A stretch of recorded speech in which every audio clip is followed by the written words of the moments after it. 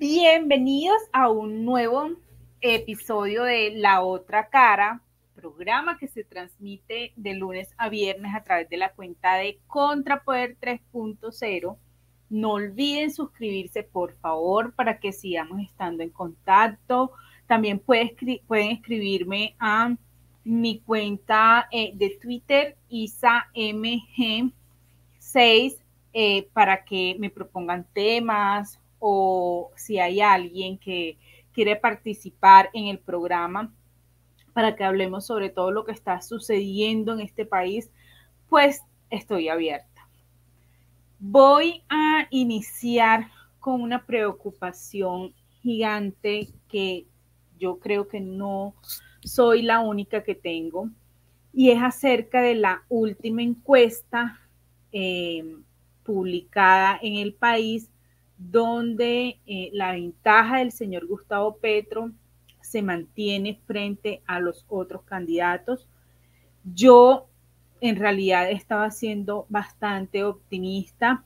Pensé que todo este escándalo acerca de estos pactos que se estaban realizando en la Picota, donde se estaban presuntamente tratando de transar votos a cambio de beneficios políticos, el tal perdón social, este tema de Piedad Córdoba que está involucrada en temas bastante oscuros sobre el pollo Carvajal, las declaraciones que la campaña del señor Gustavo Petro quiso salir a decir que el pollo Carvajal no tenía absolutamente nada, pero hoy su abogada dice que mintió el abogado de Gustavo Petro y que efectivamente sí tienen algo. Yo quiero mostrarles un poquito acerca de la encuesta de la cual estoy haciendo referencia. Yo estoy un poco preocupada y estoy un poco consternada, porque si bien en el plebiscito nosotros vimos cómo las grandes perdedoras fueron las casas encuestadoras, sí creo que este año están marcando un poco la tendencia acerca del panorama electoral. Entonces les voy a mostrar para que vean de lo que les estoy hablando. Pacto histórico amplía su diferencia frente a los demás competidores en primera y segunda vuelta. Según la encuesta del Centro Nacional de Consultoría, CNC, para semana, Gustavo Petro amplía su ventaja tanto en primera como en segunda vuelta. Si las elecciones presidenciales fueran hoy, Gustavo Petro obtendría el 38% de los votos en primera vuelta, mientras que Federico Gutiérrez tendría un 23,8%. Rodolfo Hernández aparece en el tercer lugar con un 9,6%. Sergio Fajardo marca 7,2%. Lo relevante de esta encuesta, en comparación con la del CNC para semana del pasado 31 de marzo, es que Petro le ganaría a Fico en segunda vuelta por una diferencia de 7,9 puntos porcentuales. Petro tendría 44,8% y Fico llegaría a 36,9%. Un 18,3% dice que no votaría por ninguno, en blanco, o no sabe y no responde. Bueno, ya el fragmento que quería para contextualizar lo que estoy diciendo, ya lo vimos. En realidad, yo quiero saber qué más tiene que pasar para que los colombianos entendamos lo que Gustavo Petro representa como líder político, como un posible presidente de la República, con un prontuario criminal, porque Gustavo Petro es el único presidente en Colombia o aspirante a la presidencia de Colombia que comprobado de forma pública perteneció a un grupo criminal terrorista como lo es el M-19. Grupo que al igual que los paramilitares, que las FARC, que el ELN y que otros grupos al margen de la ley utilizaron las armas para imponer sus ideas sin importar la justificación que ellos les den. Porque los paramilitares aducían que ellos tomaban las armas para defender al pueblo de la guerrilla. Las FARC adujo que ellos habían tomado las armas en nombre de la justicia social. el M-19 también, pero finalmente utilizaron las armas. Finalmente los paramilitares terminaron masacrando como los terminaron haciendo las FARC, o lo siguen haciendo las FARC, que son FARC, no son extintas FARC ni son disidencias de FARC, son FARC, el brazo armado de esas FARC que están en el Congreso. Entonces, aquí hemos expuesto cómo alias John Mechas, comandante de las FARC, de forma espontánea le decía a Holman Morris, cercano a Gustavo Petro, que él veía con buenos ojos la llegada de Petro a la presidencia. O hemos visto cómo el ELN le hacía campaña pública a Francia Márquez. Y hemos visto cómo lo peor de la política colombiana se ha ido concentrando en torno a la candidatura a la presidencia de Gustavo Petro. Vemos a un Roy Barreras, responsable de temas de corrupción de la salud. Vemos a un Armando Benedetti, quien está siendo procesado por enriquecimiento ilícito.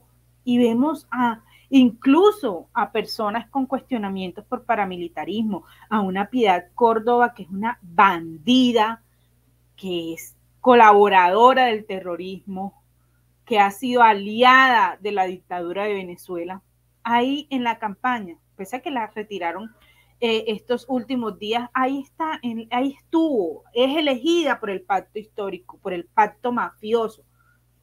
Y entonces los colombianos realizan una encuesta y los colombianos, en pleno escándalo de Gustavo Petro con el tema del pacto de la picota, aún siguen contemplando la posibilidad de elegir a este personaje siniestro, maquiavélico, como el presidente de Colombia.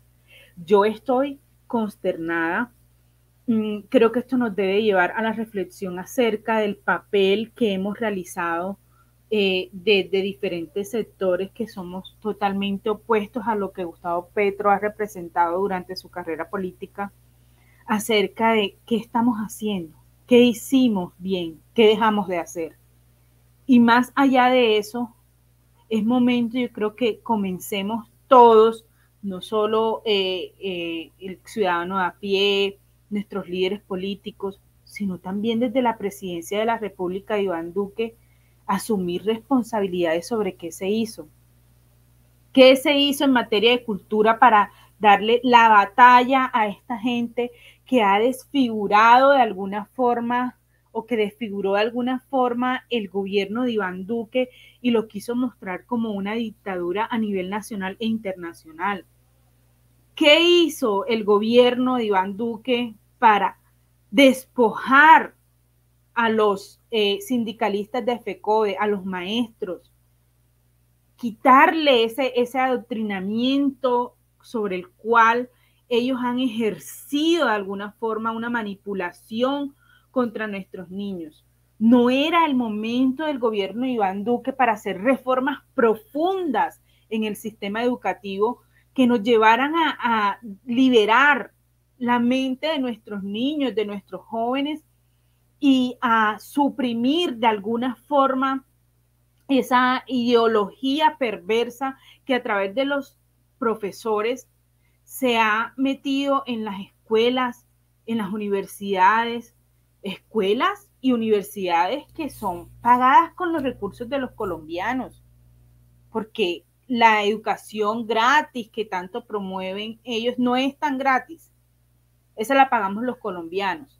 Y la educación finalmente no es un derecho fundamental, sino un servicio que terminamos pagando a los colombianos, porque es que los profesores de forma altruista no van allá y dicen, yo aquí vengo y les doy clases. No, a ellos se les paga también.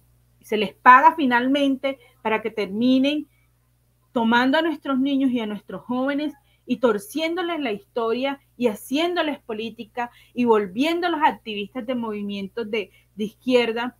Y entonces, ante hechos tan notorios, ¿por qué el presidente Iván Duque no hizo nada? O desde el área cultural, ¿por qué el gobierno del presidente Iván Duque terminó prácticamente financiando proyectos culturales de sectores políticos de izquierda que utilizaron ese material que producían audiovisual, de películas, en fin, de programas, terminaron utilizándolos para hablar de su propio gobierno. Es decir, el gobierno de Iván Duque finalmente terminó financiando los proyectos que hablaban en contra de su gobierno y que decían mentiras sobre Colombia. ¿Qué nos ha faltado a los otros sectores políticos? ¿Qué nos está faltando para llegarle a los ciudadanos de a pie y para hacerlos entender que si bien Colombia no es un país perfecto, que si bien en nuestra democracia hay falencias, hay posibilidades de mejorar? Y que si nosotros queremos un cambio, el cambio tiene que ser hacia mejorar el modelo que traemos, hacia la libertad económica, que es tan fundamental, y no hacia un modelo que históricamente ha fallado. Es que a nosotros no nos pueden decir que en Venezuela el modelo falló porque es que lo implementó Maduro y con Chávez le fue bien. No, porque es que cuando el mundo no lo sabía, en el gobierno de Hugo Chávez, ya se comenzaban a realizar cosas como expropiaciones, desincentivó la inversión privada, desincentivó que llegaran capitales de otros países a Venezuela. Ya cuando estaba Hugo Chávez, se estaban viendo consecuencias de un modelo que nunca ha funcionado. Es que si no funciona en Cuba, ¿qué nos hace pensar que puede funcionar en Colombia? Si no funciona en Venezuela, ¿qué nos hace pensar que va a funcionar aquí? Si no está funcionando en Chile, que tiene meses apenas, ¿qué nos hace pensar que en Colombia un modelo como el que propone Gustavo Petro va a funcionar? Yo sí estoy muy preocupada y he intentado de tomarme un espacio para reflexionar y preguntar, si llegase Gustavo Petro a llegar a la presidencia, ¿qué nos espera a quienes hemos sido oposición de frente, pública, frontal contra este señor? Vimos cómo fue a una notaría e hizo la payasada de firmar y decir que él no va a expropiar. Que él no va a expropiar, dice Gustavo Petro. Pero si lo hemos visto durante años decir que incluso va a expropiar al presidente Uribe.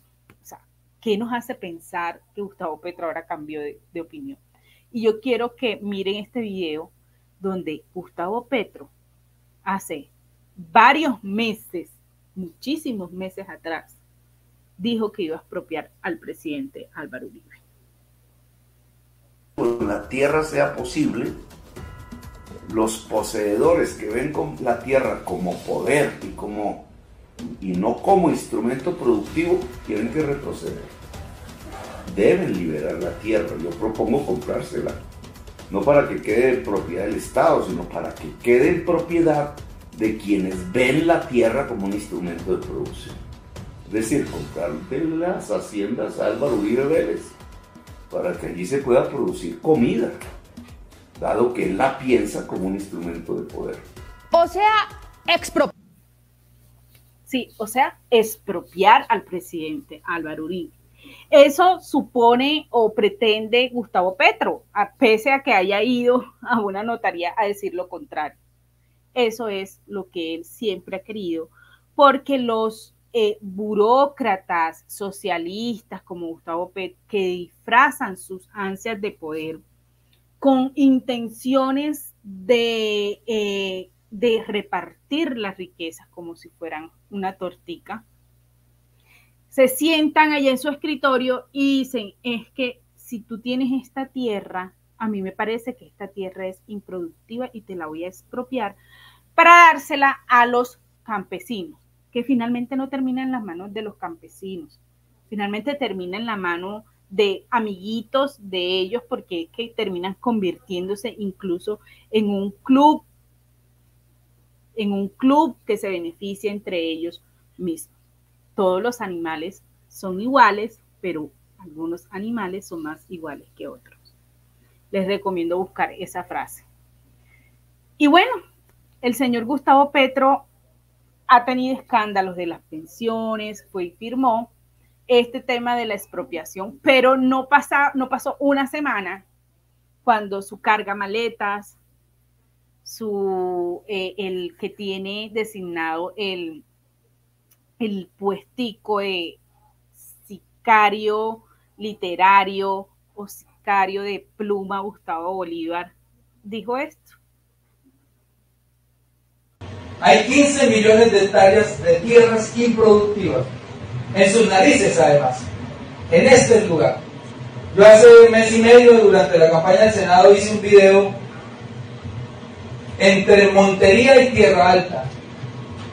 Tuve una hora el celular prendido mostrándole al país la cantidad de hermosas y productivas tierras que iba mirando al lado y lado de la carretera, sin una sola maca, sin una sola vaca. Porque son tierras trofeo, son tierras que se robaron, no les costó nada y por eso no las producen. Y nosotros tenemos que, como lo ha dicho Gustavo Petro, democratizar el uso de la tierra. Y como lo dijo mi compañero Fernando Fonseca, entregarle la tierra a quien la produce.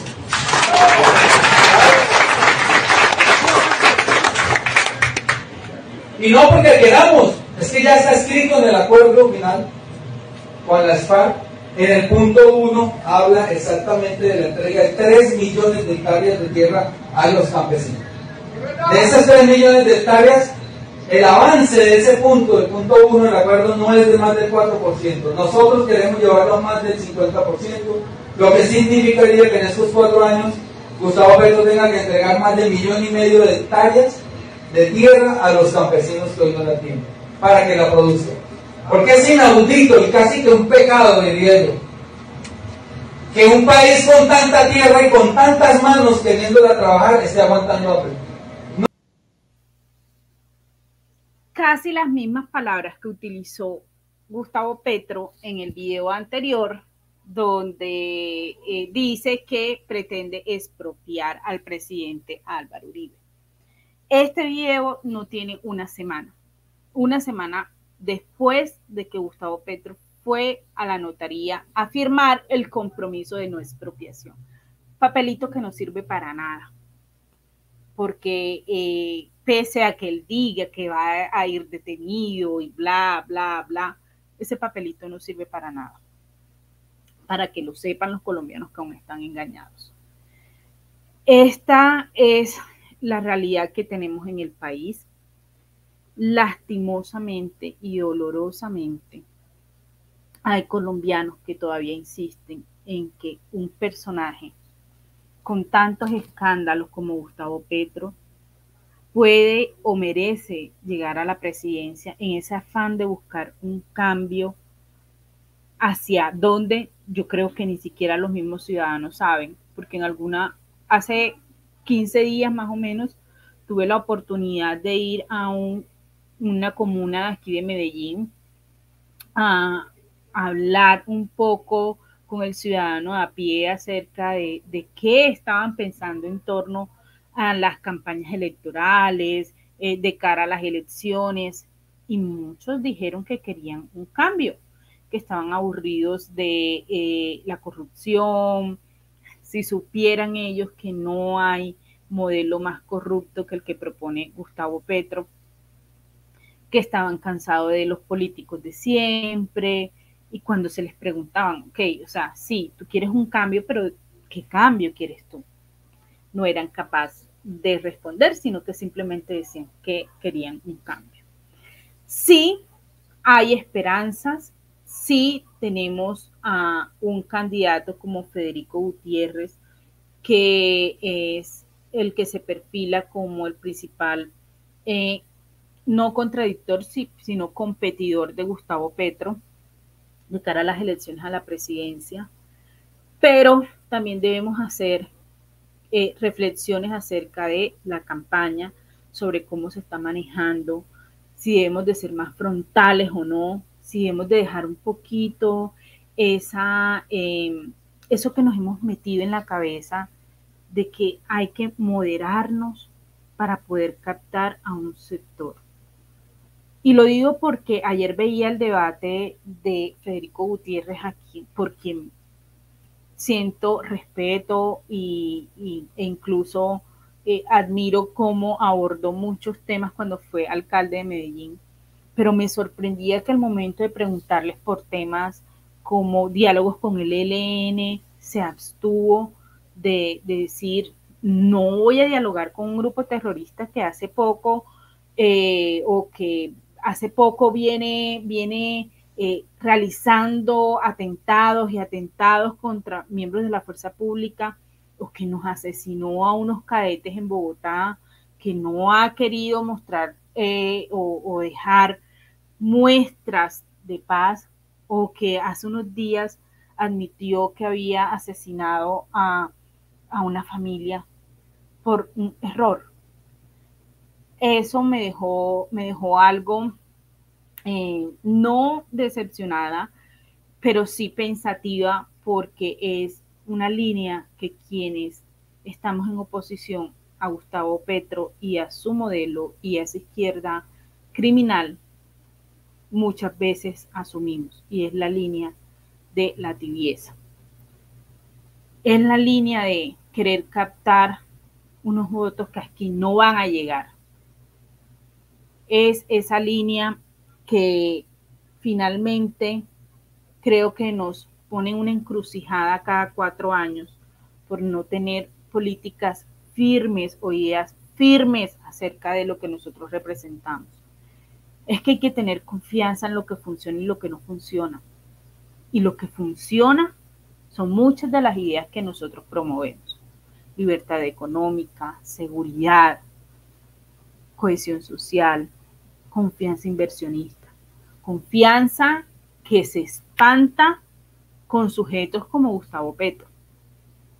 Otro punto sobre el tema del servicio militar obligatorio, otro punto en el que también de pronto se abstuvo de opinar fue acerca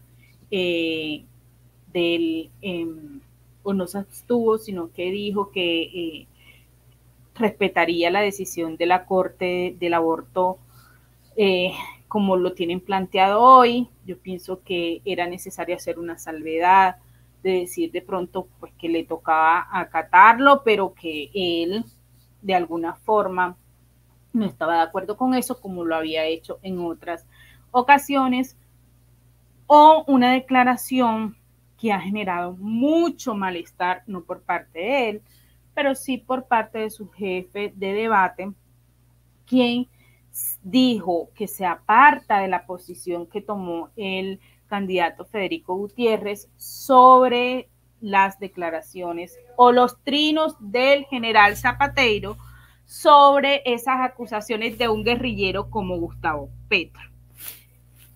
Eso también causó un gran malestar, porque resulta que aquí en este país los militares son los únicos a los que no se les presume la inocencia, sino que se les presume la culpabilidad. 1.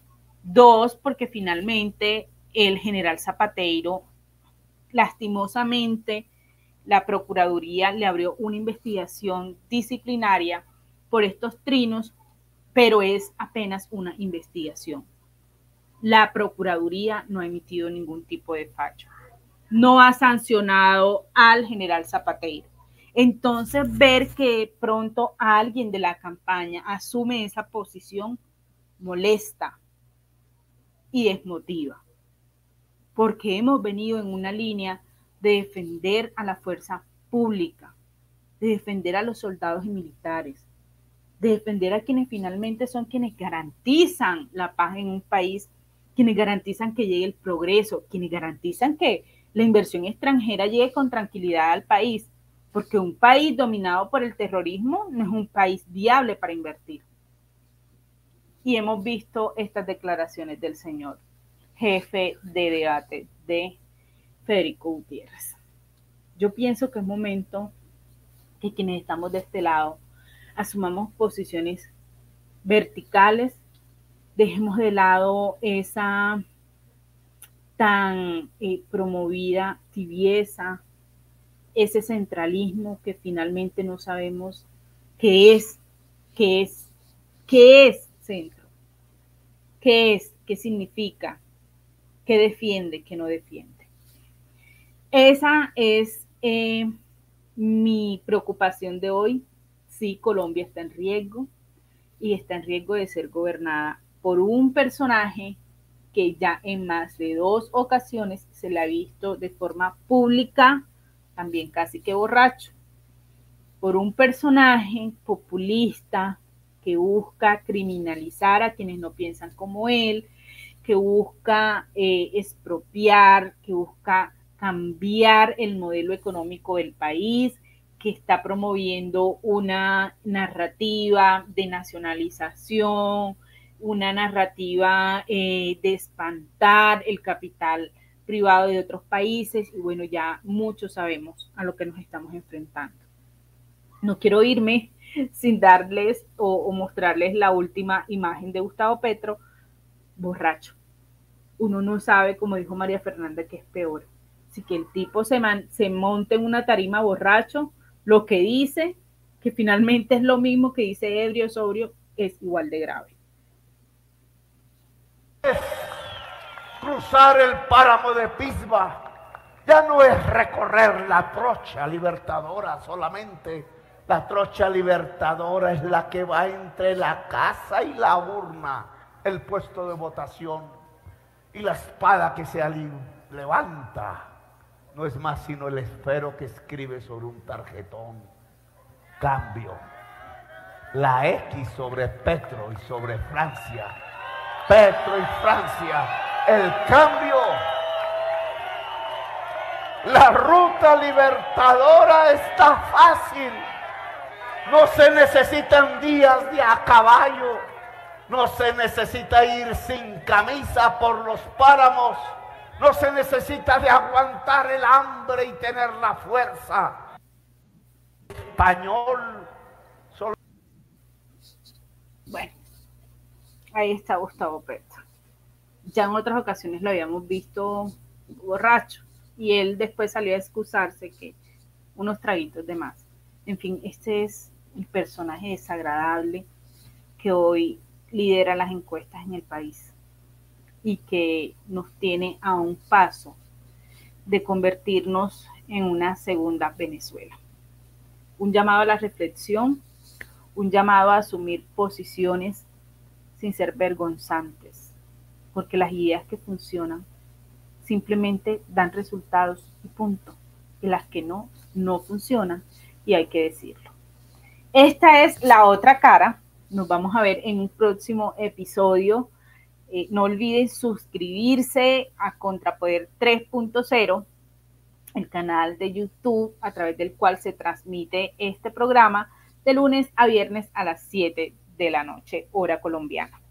Gracias por sintonizar, gracias por darle clic ahí y vernos siempre.